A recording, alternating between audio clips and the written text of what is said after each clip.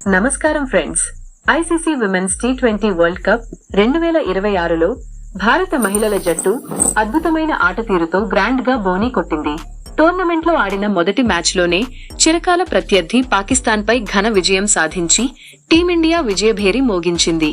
పటిష్టమైన బ్యాటింగ్, తిరుగులేని బౌలింగ్ తో ప్రత్యర్థికి చుక్కలు చూపించిన మన మహిళల జట్టు ఇదే జోరును కొనసాగించి ఈసారి ఎలాగైనా వరల్డ్ కప్ టైటిల్ ను ముద్దాడి చరిత్ర సృష్టిస్తుందో లేదో చూడాలి.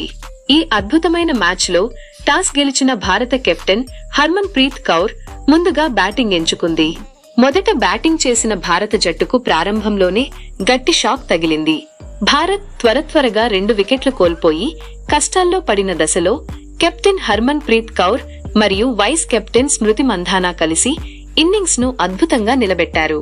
వీరిద్దరూ కలిసి పాకిస్తాన్ బౌలర్లను ధీటుగా ఎదుర్కొంటూ మూడో వికెట్ కు కేవలం 63 బంతుల్లోనే 91 పరుగుల భారీ భాగస్వామ్యాన్ని నమోదు చేశారు. మహిళల టీ20 వరల్డ్ కప్ చరిత్రలో పాకిస్తాన్ పై భారత్ కు ఇదే అత్యుత్తమ భాగస్వామ్య రికార్డ్ కావడం విశేషం. ఈ రికార్డ్ భాగస్వామ్యంలో స్మృతి మంధానా అద్భుత ఇన్నింగ్స్ ఆడింది. ఆమె కేవలం 44 బంతుల్లో 68 పరుగులు చేసి జట్టుకు అద్భుతమైన ఆరంభాన్ని అందించింది. కెప్టెన్ హర్మన్ ప్రీత్ కౌర్ 35 బంతుల్లో 36 పరుగులు చేసి మిడిల్ ఓవర్లలో ఇన్నింగ్స్ ను చక్కగా నడిపించింది. ఇక ఇన్నింగ్స్ ముగిసే దశలో భారత బ్యాటర్లు పాకిస్తాన్ బౌలింగ్ పై విరుచుకుపడ్డారు.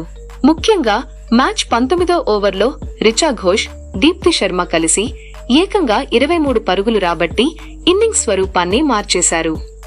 ఆ ఓవర్లో రిచా ఘోష్ బౌండరీల వర్షం కురిపిస్తూ 3 ఫోర్లు, 1 సిక్స్ బాదగా దీప్తి శర్మ 1 ఫోర్, 1 సింగిల్ తీసి మొత్తంగా ఆ ఒక్క ఓవర్లోనే 23 పరుగులు బోర్డుపై చేర్చారు.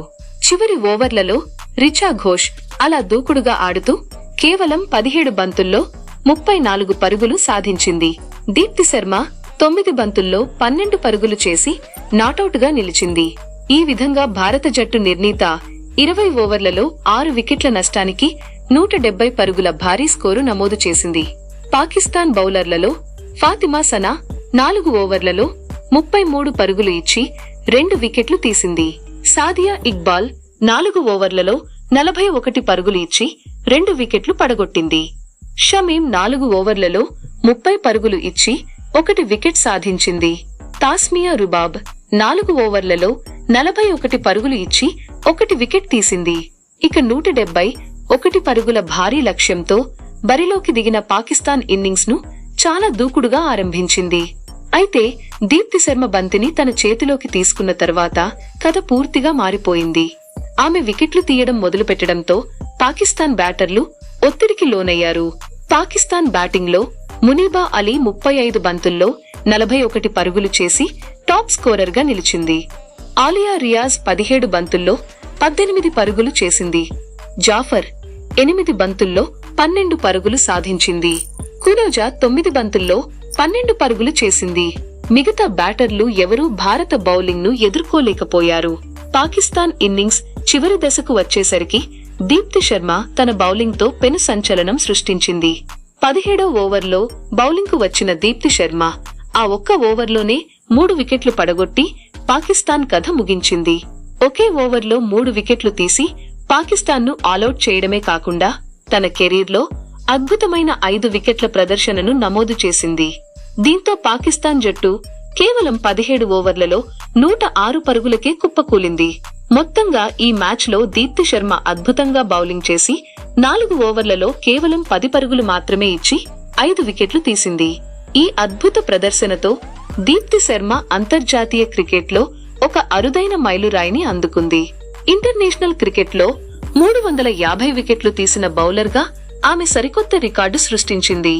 మరోవైపు శ్రీచరణి 4 ఓవర్లలో 21 పరుగులు ఇచ్చి 3 వికెట్లు సాధించగా షెఫాలి వర్మ 3 ఓవర్లలో 22 పరుగులు ఇచ్చి 1 వికెట్ తీసింది. ఈ అద్భుత ప్రదర్శనతో భారత్ 64 పరుగుల భారీ తేడాతో పాకిస్తాన్ ను ఓడించింది. మ్యాచ్ లో 44 బంతుల్లో 68 పరుగులు చేసిన స్మృతి మంధానా బ్యాటింగ్, అలాగే 5 వికెట్లతో పాటు 350 వికెట్ల రికార్డు సాధించి చివరి ఓవర్లో 3 వికెట్లతో పాకిస్తాన్ను ఆలౌట్ చేసిన దీప్తి శర్మ బౌలింగ్ ఈ చారిత్రాత్మక విజయానికి ప్రధాన కారణాలుగా నిలిచాయి. ఆల్రౌండ్ ప్రదర్శన చేసిన దీప్తి శర్మకే player of the match award దక్కింది. ఈ మ్యాచ్లో మీకు ఎక్కువగా నచ్చిన ప్రదర్శన ఏది? 19వ ఓవర్లో రిచా ఘోష్ బ్యాటింగా లేక దీప్తి శర్మ రికార్డు బౌలింగా? కామెంట్ చేసి చెప్పండి. వీడియో నచ్చితే లైక్ చేయండి, షేర్ చేయండి, ఛానల్ను సబ్స్క్రైబ్ చేయండి. జై హింద్.